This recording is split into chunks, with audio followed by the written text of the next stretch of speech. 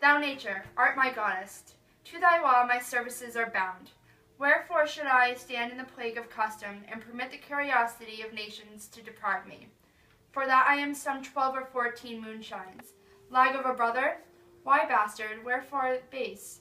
When my dimensions are as well compact, my mind is as generous, and my shape as true, as honest madame's issue, why brand they us with baseness, with bastardy, base, who in the lusty stealth of nature take more composition and fierce quality than doth, within a dull, stale, tired bed, go to creating a whole tribe of fops. Got between asleep and awake. Well then, legitimate Edgar, I must have your wind. Our father's love to the bastard Edmund as to the legitimate. Fine word, legitimate. Well, my legitimate, if this letter speed, and my invention thrive, Edmund, the base shall top the legitimate. I grow, I prosper. Now, gods, stand up for the bastards. Kent banished thus, and France and choler parted, and the king gone tonight, subscribed his power, confirmed to exhibition, all this done upon the gad. Edmund, how now? What news? So please, your lordship, none. Why so earnestly seek you put up that letter? I know no news, my lord. What paper were you reading? Nothing, my lord. No? What needed then that terrible dispatch of it into your pocket? The quality of nothing hath not such need to hide itself. Let's see. Come, if it be nothing, I shall not need spectacles. I beseech you, sir, pardon me. It is a letter from my brother, that I have not overread, and from so much as I have perused, I find it not fit for your overlooking. Give me the letter, sir. I shall offend, either to detain or to give it. The contents, as in part I understand them, are to blame. Let's see. I hope for my brother's in justification he wrote this, but as an essay or taste of my virtue.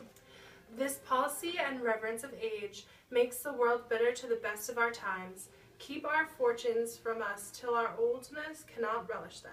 I begin to find an idle and fond bondage in the oppression of age tyranny, who sways not as it hath power, but as it suffered. Come to me, that of this I may speak more. If our father would sleep till I waken him, you should enjoy half his revenue forever, and live the beloved of your brother Edgar. Hum, conspiracy. Sleep till I waken him, you should enjoy half his revenue. My son Edgar, had he a hand to write this, a heart and brain to breed in it? When came this to you? Who brought this? It was not brought to me, my lord. There's a cutting of it. I found it thrown in the casement of my closet. You know the character to be your brother's? If the matter were good, my lord, I durst swear it were his, but in respect of that, I would fain think it were not. It is his. It is his hand, my lord, but I hope his heart is not in the contents. Hath he never herefore sounded you in this business? Never, my lord, but I have heard him oft maintain it to be fit, that sons at perfect age and fathers declining, the father should be as ward to the son, and the son manage his revenue. Oh, villain, villain! His very opinion in the letter, abhorred villain, unnatural, detested, brutish villain, worse than brutish, go, sirrah, seek him, I'll apprehend him, abominable villain, where is he? I do not know well, my lord. If it shall please you to suspend your indignation against my brother till you can derive from him better testimony of his intent, you shall run a certain course, where, if you violently proceed against him, mistaking his purpose, it would make a great gap in your own honor, and shake in pieces the heart of his obedience. I dare paw down my way for him, that he hath wrote this to feel my affection to your honor, and to no further pretense of danger. Think you so? If your honor judge it me, I will please you where you shall hear us confer of this, and by an auricular assurance have your satisfaction, and that without any further delay than this very evening. He cannot be such a monster. Nor is not, sure. To his father, that so tenderly and entirely loves him, heaven and earth, Edmund, seek him out. Wind me into him, I pray you, frame the business after your own wisdom.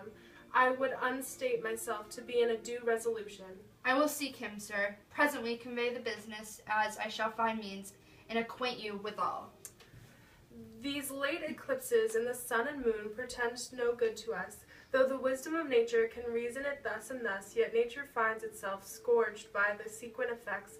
Love cools, friendship falls off, brothers divide, in cities mutinies, in countries discord, in palaces treason, and the bond cracked twists son and father. This villain of mine comes under the prediction, there's son against father, the king falls from bias of nature, there's father against child. We have seen the best of our time, machinations, hollowness, treachery, and all ruins, disorders follow us disquietly to our graves. Find out this villain, Edmund, it shall those thee nothing, do it carefully, and the noble and true-hearted Kent banished his offence honesty. 'Tis strange.